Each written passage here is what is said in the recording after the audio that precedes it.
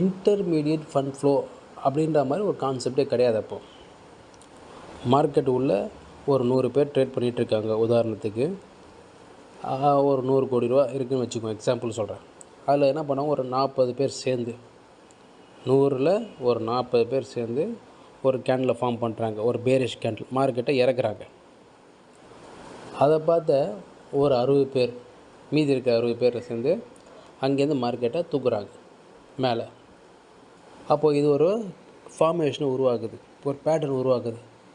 இதை பார்த்தோம் என்ன ஆகும் எல்லாருக்கும், ஆஹா மார்க்கெட்டு என்கல்ஃபிங் பேட்டர்ன் உருவாக்கிடுச்சு, அதான் புல்லிஷ் என்கல்ஃபிங்கு, அதனால் மார்க்கெட் தொடர்ந்து மேலே தான் போகணும். ஏன்னா இது மாதிரி இந்த 60 பேர் சேர்ந்து மேலே மார்க்கெட்டை இந்த மாதிரி புல்லிஷாக கொண்டு போகும்போது இந்த மீதி இந்த ஏற்கனவே ஷார்ட் பண்ண 40 பேருக்கு வேறு வழியே இல்லாமல் அவங்க ஷார்ட்ஸை கவர் பண்ணுவாங்க. ஷார்ட்ஸை கவர் பண்ணும்போது ஆட்டோமேட்டிக்காக அது மேலே தான் போகும். ஏன்னா